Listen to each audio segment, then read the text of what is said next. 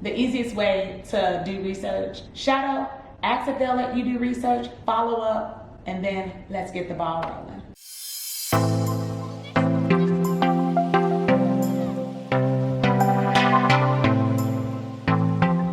Hey, welcome back to my channel. If you're new here, this is Made Into Medicine with Vix, and I come to you weekly with videos talking about my pre-med to med school journey, everything in between. I'm a second year medical student at UICOM Chicago, and as a second year, there are so many things that's running through my head. How am I going to study for our classes while transitioning into studying for USMLE Step 1, which is my first board exam. And then I'm a part of the Student Surgical Society, and there are just so many things that they want to tell you now to prepare you as a fourth year while applying to medical school. So on today's video, I'm going to talk about the importance of research. Is it really necessary? What type of research counts? And any of the little things that have popped up in my mind thus far, or things I've heard at the seminars that I've been going to. So keep watching so that you can hear all of the details. But before we get into the video, be sure to stop what you're doing right now, hit the like button, hit the share button, send me a little comment down below, say, hey girl, what's up? Just anything so I can know that you are there and you are a person. All right, now let's get right into it. All right, so coming to medical school, or let's even scratch that. Before even getting to medical school, knowing as a child that I was interested in becoming a doctor, there are just so many things that I did not know, so many things I still do not know, and so many things that I have to learn. So I'm going to share with you some of the things that I've heard from the Student Surgical Society at my school, and while talking to other peers or colleagues that are also in medical school or now who are interns or residents, right? So according to the Student Surgical Society at my school, research is important.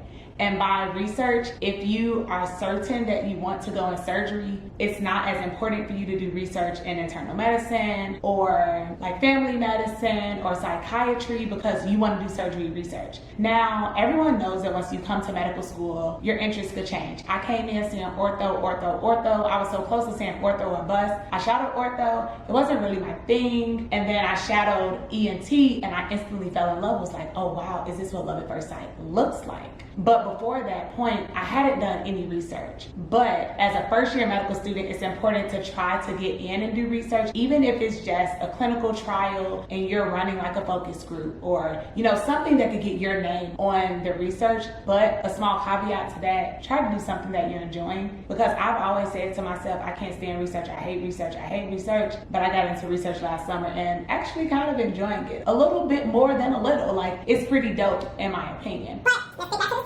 So you want to do research pertaining to your field. And I'm not saying that if you are going into internal medicine, you don't have to do research. There are fields in internal medicine that are also competitive, like cardiology or neurology, and you'd want to do research in internal medicine fields. So if you're interested in cardiology, but there are no openings with a professor or a doctor at your school or at any neighboring hospitals for cardiology research, then do some pulmonology research. Like cardio and pulm, they go together. Honestly, cardio can go with anything. The heart is circulating the blood throughout our bodies. And so not only is it important to actually start doing research, but how do you even get to that point? Well, I first shadowed in the otolaryngology head and neck department, maybe I want to say like February or March. I'm really leaning towards February it was, because it was at the start of block 4. And I asked one of the doctors that I shadowed that day, hi, do you let first year medical students do research with you? She was like, yeah, here, take my card, email my assistant, and we can set something up to talk. Cool, fine, dandy. But you have to follow through. Like, it is so important to follow through when you reach out to someone and you're asking them to, if you could work with them, send that email. And I mean, send it preferably that day. Don't wait. And on my end, I kind of waited like 1 or 2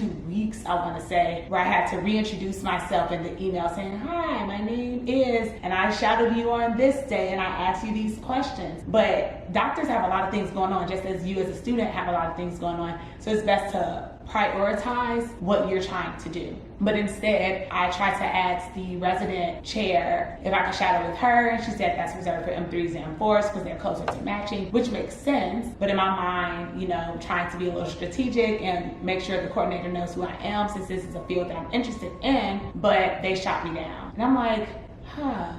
And then I quickly remembered there was a doctor who said that she prefers working with M1s and M2s so they could be more of a longitudinal growth and commitment together instead of just spitting out some projects just so you can put it on your ERAS application for residency. All right, fine and dandy. I applied for a summer internship through the urban health program at my school, where you got to choose who you wanted to work with. So I used this opportunity to say, hi, I worked with you on this day and time, shadowing you in the ENT clinic. I am still interested in completing some otolaryngology research. When can we meet to discuss this? During our meeting, I told her that I was in a summer research program and I have to have a summer project, and at the end of the summer, I need to do a presentation. Fine.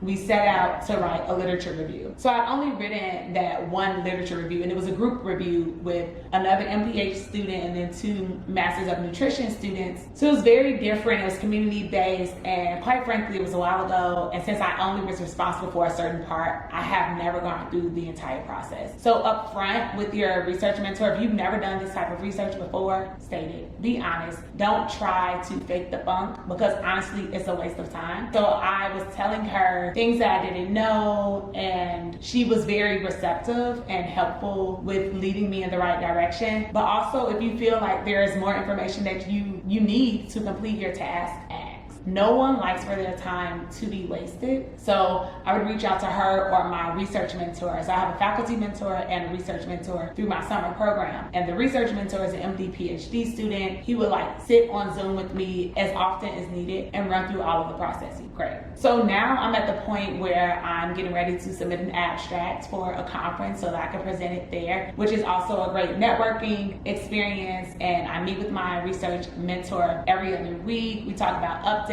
So she has me on another clinical project, and as well as me writing this literature review, and then I'm going to be working more with her. And so the thing from the very beginning is that you want to outline, why do you want to do research? What are your goals from this? And my goals were that I want to be published. I want to be engaged in maybe some community research so I can use my Master of Public Health degree. And I want to do research that matters to me. So one of my studies is kind of focusing on the underserved. I want to focus on Black and brown patient populations because that's how I grew up, in the neighborhoods where I grew up. So you want to do something that's important to you. Yes, if you go into a highly competitive residency or there are fields that are highly competitive that you're interested in, then it is absolutely necessary that you complete research. And I actually did look up some of the fields that were competitive, so I'm going to read those to you. So on this list of 10 is orthopedic surgery, neurosurgery, plastic surgery, otolaryngology, dermatology, radiation oncology, urology, ophthalmology, diagnostic radiology, and general surgery. So if you are interested in any of those fields, out the gate, start trying to get involved in some research. But also remember that you are in medical school and your academics come first. So if you are struggling academically, it is totally 110% okay to step away from research for a moment so that you can gather your bearings and then jump back in. And I was watching something earlier, and it was stating that you can actually use your research from college as well if it's applicable, because your CV is a growing list of everything that you've done, from the past into the present that is relevant. So if you completed some research in college that is now relevant to medical research, it could have even been bench research, clinical research, anything. If you've written literature reviews, you have some publications, definitely add that to your curriculum vitae. And all these things can be on your residency application when it comes down to 4th year. So all in all, is research important? Yes. Are the number of publications necessarily important?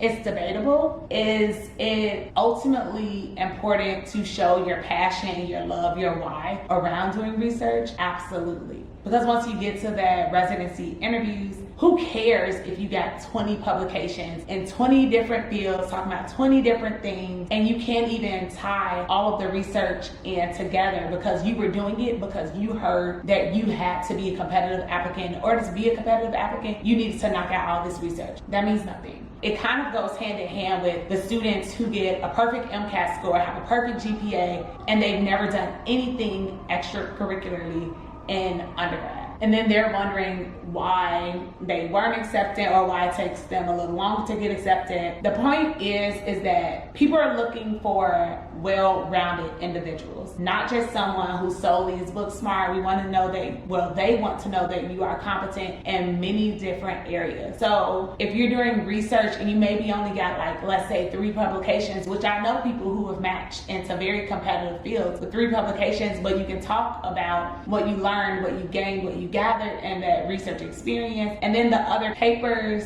presentations, or even posters, all of that counts, even if it isn't published. So I did a presentation this summer and I did a poster presentation last year. All of that is on my CV and it counts towards my research that I've done. So this school year, I should have at least an additional 3 other things that I'm going to add to my CV. But I am making sure that these are projects that I am truly invested in, so that when I work on it, it doesn't really feel like work. I typically end my night by doing research for maybe about an hour, and it's a lot more relaxing and a lot more chill than studying for medical school classes. If you have any other questions about how you get into research, what type of research you should do, what type of research counts, and just how to navigate this research field, please be sure to comment it down below. Your question might be someone else's question, and I hope to see y'all next week. Talk to you soon. Bye.